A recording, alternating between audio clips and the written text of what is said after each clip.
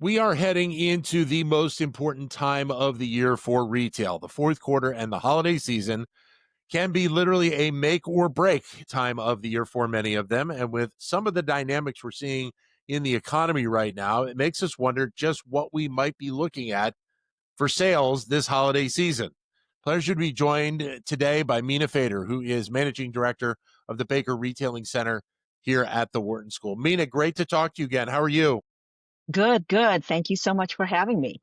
Thank you. And I think it feels like more questions about the holiday shopping season this year when you throw in where the economy is, inflation, how people feel about their pockets this year. What are you hearing?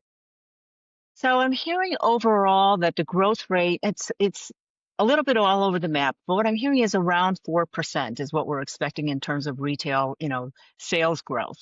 But I'm not sure exactly what that means because with pricing going up, to your point about inflation, with what's going on with tariffs and things like that, there's a lot of uncertainty. And I'm not really feeling that that increase is going to be on volume or even on profits. It's going to be much more on the fact that the prices are increasing, costs are increasing, and therefore prices are increasing. So I'm not sure that the margins are really going to be seeing that kind of growth as what we're seeing, expecting to see for retail. Right. And so that makes you wonder if, and I, to a degree, we saw earlier this year when we were in the time of tariffs coming on board that a lot of companies were bringing more material in, bringing products in earlier, of whether or not they may have a lot of leftover stuff on their shelves because the prices are higher and people maybe aren't buying as many things this year as they would, say, in prior years. Yeah, that definitely could be an issue, especially when you're talking about, 6 months ago, people may have not known exactly what they were going to be purchasing for the holidays, and so perhaps the mix isn't appropriate right now. I also think that people started purchasing for the holiday season. I mean, it's been a trend for the last couple of years, but probably more pronounced even this year, which is that people are purchasing earlier with the anticipation that pricing was going to be increasing and with the uncertainty of everything that was coming on. And so I think that we may not see that big of an impact. I mean, I should say Black Friday is not only a big time of the year in general, but it's more tradition. I don't think that the sales and the pricing that we've seen before it's already started earlier than it has in prior years. And so my guess is that we're not going to be seeing that kind of pronounced increase. So people may have a really good idea of what holiday looks like for them already at this point. So how much discounting do you think may go on this year? I mean, we know it's a component of the retail segment every year, but it makes you wonder if companies are willing to do more of it to try and get more stuff off the shelves. I think it depends upon what their inventory position is, and it really depends, like I said, on categories. Like if you think about where people are spending their money this year, it's going to be on value, it's going to be on apparel, it's going to be on health and wellness in those areas. And so my guess is that they won't be oversupplied as much in those areas, but maybe in some of the other areas where they're not expecting, those kinds of increases. Well, as we're recording this, Black Friday is coming up next week.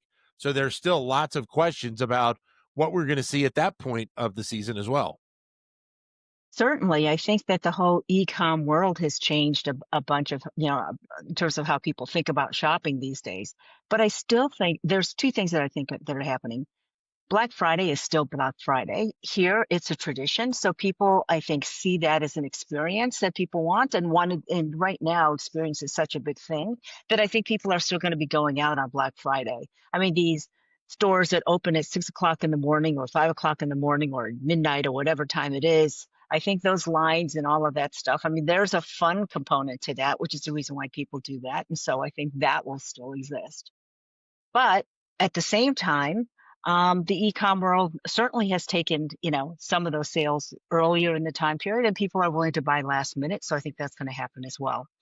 A little anecdote: I was at the King of Prussia Mall this weekend on Saturday.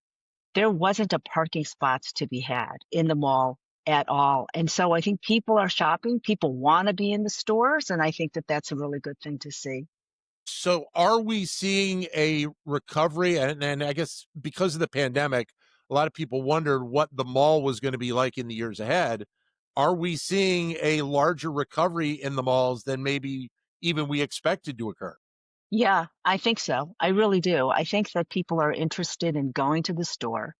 They're interested in meeting with the associate to learn more about the products and all those things. I also think that what's happened is that as consumers have changed and where the experience in the stores were not so great, soon after the pandemic or even before the pandemic where people were going e-com, I think that, retailers and brands have learned that they need to do something different in the stores, and I think some of those things are coming forward as well. So people are more interested, retailers are responding more to what the consumers are looking for, and I think that's kind of led to a rebirth of the brick and mortar. So brick and mortar isn't dead as some people projected several years ago. So You used the word experience a couple of moments ago.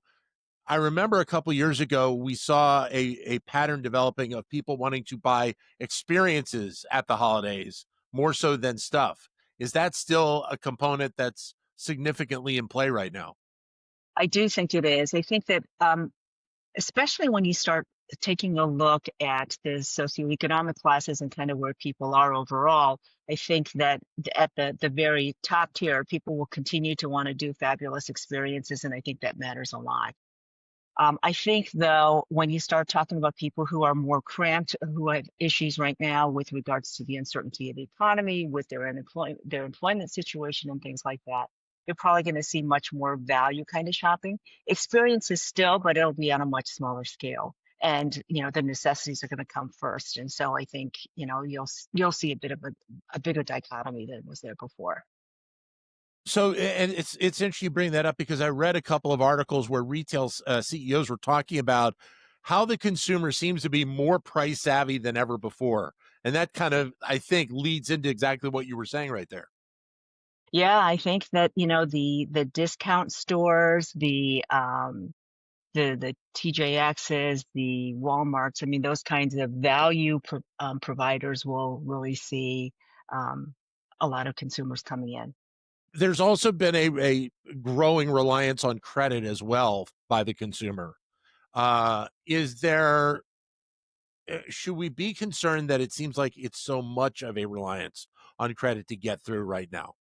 Certainly, that is the case, but I also think that creditors are much more conservative than they've been before in terms of issuing credit. So I'm hoping that that will help offset some of that. But there's no doubt the holiday season is a time period when people are willing to take on more credit because it is, the season of giving. So I do expect some of that to happen.